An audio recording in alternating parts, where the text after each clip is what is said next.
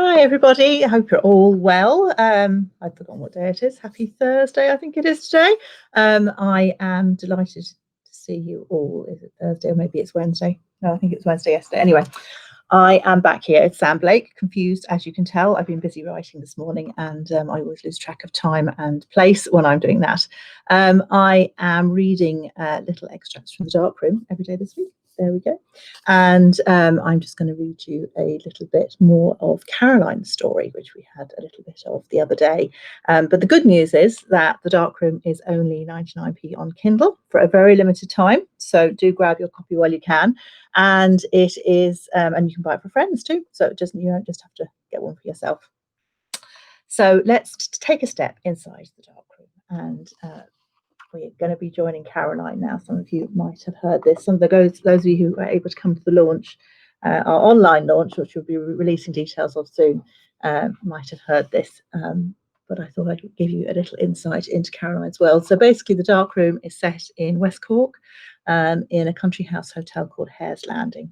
Caroline is a journalist in New York who needs to get away from it all, and she meets a lady called Rachel Lambert when she gets to Hare's Landing. Rachel has an amazing dog called Jasper, and she is investigating the death of a homeless man in London called Alfie Bowes.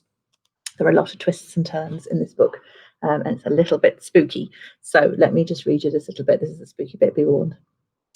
Chapter 16, starting a little bit further on than the beginning. Caroline awoke with a start, her eyes rapidly adjusting to the dark room.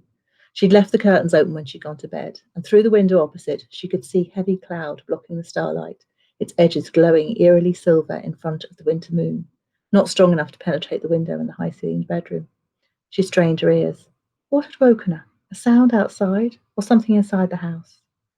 Groggy from waking suddenly, Caroline felt disorientated, had no idea what time it was. She'd been so exhausted she'd come to bed early, had crashed into a deep sleep. But now her heart was pounding in her ears, and as she shifted slightly in the bed, scanning the room, peering into the dark corners. Beyond the distant ghostly glow of the moon, the night was black. Outside, she could hear the trees in the woods whispering, the stiff wind that was sending the clouds across the sky, agitating them. She'd been completely at home here in the daylight.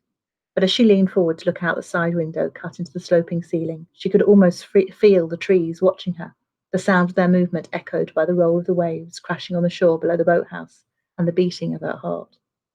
Perhaps she'd been having a bad dream. She couldn't remember, just felt the panic and the cold sweat, the shock of a sudden awakening. Another sound, a movement, soft and measured. Stiffening, she turned over slowly and as quietly as she could and peered towards the top of the spiral staircase. She was sure she'd left a lamp on downstairs, but there was no sign of its soft light now. Perhaps she'd turned it off. She wasn't sure. Jet lag played havoc with her memory. Listening hard, she focused on the sound of the building and the creak of the wooden frame as the wind picked up, teasing the eaves, moaning gently. Suddenly fully awake, she lay back, rigid, starting at the sound. Soft, like a magazine being moved. She pulled the duvet to her chin. Was there someone or something downstairs? What on earth could it be?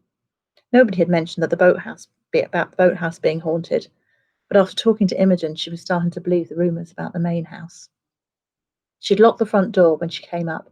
She was sure of it, hadn't she? In this part of the world, people still left their front doors open. She always had when she'd holidayed here as a child, but she was conditioned now to lock up. She'd spent too long in New York. Wouldn't she have heard if someone had broken in? A window smashing or something? How else could someone have got in? She was sure they had duplicate keys in reception, but why would anyone from the hotel want to come in the middle of the night? She reached for her phone. It was only 10 o'clock. Not late, but definitely not time for the cleaning staff to be dropping by. Sliding her phone back on her bedside table, Caroline shifted again, trying to listen for a movement downstairs. There were days when she wished she had a regular office job, that she hadn't reported on almost 300 cases of burglary with and without menace. Another sound, like something being moved. It couldn't be a ghost. She pulled the duvet up closer to her chin. It really couldn't. Maybe this house was on some sort of energy line or something, and the time zones kept slipping. Was that even possible? Perhaps her teenage theory was about to be proven. Caroline tried to listen harder, but all she could hear was her own heartbeat. Perhaps a cat had got in, or maybe it was mice. Should she get up and see? The external phone was in the kitchen, and her mobile had no reception. Calling for help was only an option if she could get downstairs. And who would she call anyway? Ghostbusters? Before she could finish thinking, she heard a gentle click and felt a blast of icy wind whistle up the stairs. A loud clatter almost lifted her out of the bed. The front door was banging. Throwing back the duvet, Caroline grabbed her robe from the end of the bed and dragged it around her, and then ran down the spiral stairs, the wooden treads cold on her bare feet. Spinning around the last turn, she almost cried out. The front door was wide open.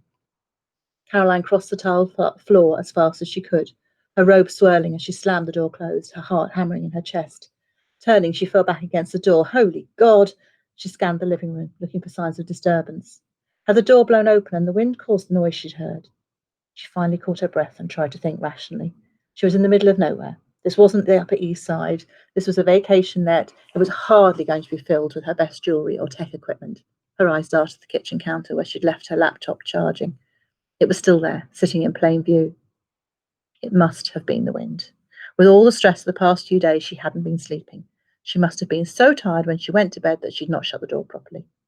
Leaning on the counter, Caroline tried to calm her breathing, fighting for a rational explanation. So that's our 6 minutes. 6 minutes on story today. And the Dark Room is just 99p on Kindle for the next few days.